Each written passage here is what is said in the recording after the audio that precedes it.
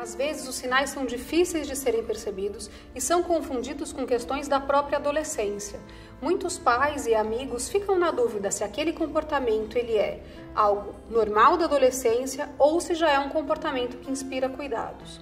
Alguns dos sinais que a gente tem são diminuição das notas, quer dizer, do rendimento escolar, aumento de faltas, aumento de queixas físicas como dores de barriga, dores de estômago, maior agressividade, mudanças bruscas de comportamento, um tédio constante, alterações de sono e de apetite, alguns sinais de depressão, mas aí vale lembrar que para os meninos, às vezes essa depressão ela se mostra de outra forma. Às vezes ela vem com um comportamento mais agressivo. No caso das meninas, muitas vezes está relacionado a sentimentos de menor valia. Ela não aceita elogios, ela não aceita prêmios, aumento do uso de álcool e drogas, isolamento. Quando o adolescente dá algo que é muito querido a ele, por exemplo, um adolescente que toca violão e pega o violão e dá para um amigo sem que isso tenha uma explicação. E algo que tem acontecido ultimamente com relação a posts sobre morte e sobre suicídio. Então, as redes sociais têm sido locais onde os jovens colocam essa vontade, essa intenção de morte e por conta dos grandes mitos que a gente tem, como o principal deles, quem fala não faz, as pessoas acham que quando um adolescente coloca algo lá, isso é besteira, não deve ser levado em conta. E infelizmente a gente também tem hoje suicídios ao vivo de adolescentes nas redes sociais. Isso mostra que tem muitos sinais que podem ser observados e que qualquer comunicação suicida, seja ela direta, como eu quero morrer, eu estou pensando em me matar, como mais indireta, eu quero dormir e nunca mais acordar, eu quero acabar com tudo, são sinais que a gente leva em consideração. Fala-se muito sobre os sinais de um suicídio iminente. Nós temos que tomar cuidado porque algumas pessoas põem fim à vida sem dar sinais. Então nós também não podemos afirmar que sempre há sinais. De um modo geral, o que nós temos que perceber é uma mudança de padrão de comportamento. Eu vou dar um exemplo. Após uma discussão com o pai, com a mãe, é normal o adolescente ficar uma tarde trancado no quarto. Mas não é normal ele deixar de ver os amigos e permanecer no quarto dias e dias e dias, e esse não era o seu hábito. Mudar o tom das postagens, o tipo de música, o tipo de poesia que lê ou divulga entre os amigos, doar pertences, crises de raiva, mudança no comportamento na escola, um mau aproveitamento, tudo isso são sinais de que alguma coisa está acontecendo.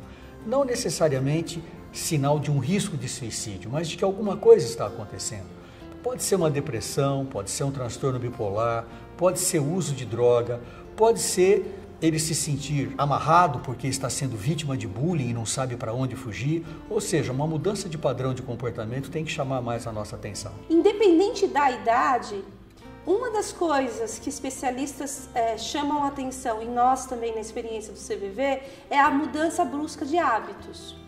No caso do adolescente, do jovem, então, por exemplo, o abandono da escola, a reclusão, o isolamento de amigos, o não querer mais conversar com as pessoas, o não querer mais socializar, que é uma coisa tão importante na fase da adolescência e da juventude.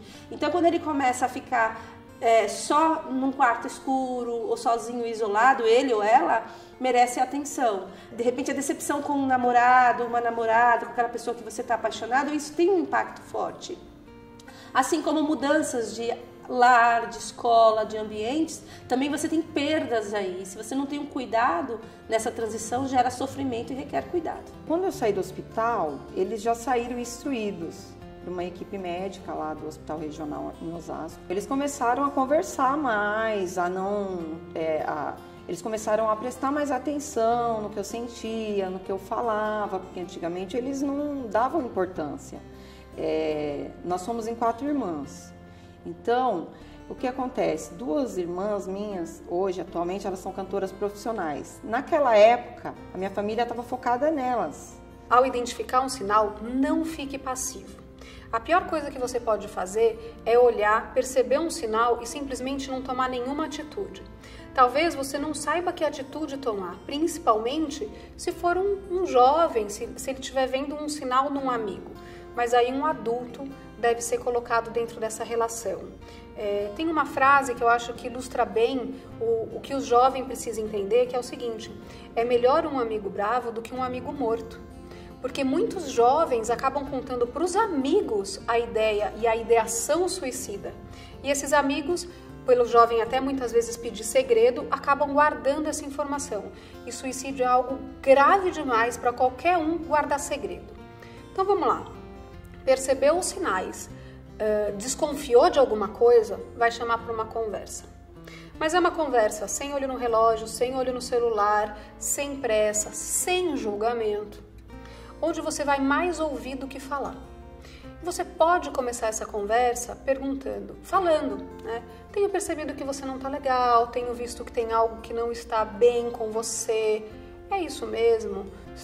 Tem algo que está doendo? Tem alguma coisa que não está bem na sua vida? Karen, mas jovens não falam isso. Falam. Quando a pessoa está em sofrimento e ela percebe que tem alguém com interesse genuíno, querendo ouvi-la e ajudá-la, ela fala. Quando a gente percebe que uma pessoa pode estar tendo risco de suicídio, é importante a gente ter a sigla ROC na cabeça. R-O-C. R de repare no risco.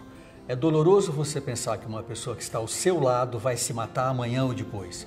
A gente não quer ver, porque dói dentro da gente e a gente se sente responsável por uma vida e a gente não quer isso. O de ouça com atenção. Não é aplacar, não é dizer, quando eu tinha a sua idade eu também era assim. Isso é coisa da juventude, vai passar. E C de conduza. Conduza até um profissional de saúde mental.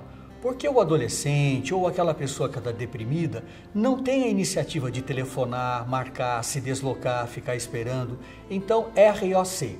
Repare no risco, ouça com atenção, sem julgar, e C de conduza até um profissional de saúde mental. Eu sempre procurei ter um vínculo afetivo com os meus alunos. Eu procuro conversar muito com eles sobre tudo e isso é muito importante. Então, você tem que ter um olhar sensível, você tem que estar aberto, você tem que ter uma escuta muito sensível. E eu procuro fazer isso da melhor forma possível, me aproximando com amor, com carinho, com atenção. O suicídio, ele não é uma coisa que nasce e cresce de fora para dentro.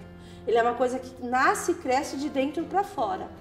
É claro que o meio externo, o ambiente onde a pessoa vive e as suas interações afetam e contribuem, tanto com os fatores de risco quanto os fatores de proteção. Mas é uma coisa da condição interior de cada pessoa. Por isso que cada ser humano, cada adolescente, cada jovem, ele é único e singular e vai lidar de maneira diferente com as suas perdas, com as suas frustrações, com os seus embates emocionais na vida. Ninguém deve ser responsabilizado por um suicídio. Nem pai, nem mãe, nem escola. Suicídio é multifatorial e a gente sempre tem que olhar para isso. São fatores sociais, culturais, econômicos, psiquiátricos, psicológicos, ambientais, que vão influenciar esse comportamento. Então a gente não pode falar que uma pessoa é responsável por aquilo. É muito comum que a sociedade queira buscar um culpado e é isso que a sociedade vai fazer num primeiro lugar. E quando é jovem, vai principalmente culpar os pais. E não é assim. Depois que alguma coisa brusca ou fatal acontece, é que a gente começa a ligar as coisas e perceber, poxa, mas estava tudo aqui e eu não vi, eu não percebi, como foi isso? Porque existe um processo onde algumas pessoas comunicam a dor e o sofrimento de uma maneira mais explícita e clara e outras pessoas deixam isso de uma maneira mais implícita, mais subentendida. Então requer a observação. Eu sugiro que haja um convite para sair, para comer uma pizza, para jantar, para fazer uma caminhada entre duas pessoas, um pai e um filho, uma mãe e um filho, ou você e um amigo seu. Duas pessoas conversando, sem olhar para celular, ouvindo muito o que o outro fala, sem julgar, sem dar tapinha nas costas e em algum momento perguntar, você está pensando em pôr fim à vida? Essa pergunta que dá tanto medo de fazer é um alívio para a pessoa ouvir essa pergunta, porque ela vai poder falar de uma coisa que está pressionando muito a mente dela. Quantos pacientes meus já não me agradeceram por eu ter feito essa pergunta? Muitas vezes profissionais vão precisar ser incluídos nessa ajuda, vai precisar de avaliação psicológica, avaliação psiquiátrica, em alguns casos uso de medicamento. Inclua a escola nesse cuidado também. Suicídio não é algo que a gente trata sozinho, nem o profissional, nem a família, nem a escola. Se o jovem percebe que ele está, porque qualquer um de nós pode em algum momento pensar em morrer. O que vai dizer pra gente se isso começa a ficar muito sério ou muito preocupante? Quando esse pensamento começa a vir muitas vezes ao dia, quando você não consegue mais afastar esse pensamento e quando o suicídio começa a ser visto como uma saída para os problemas. Começou a ver o suicídio como uma saída dos problemas, começou a planejar essa morte, vai buscar ajuda com urgência. E aí, se a pessoa está passando por isso, fala com quantas pessoas precisar, quantas vezes precisar de que tem um problema e que ele precisa de ajuda. Seja claro nessa necessidade de ajuda.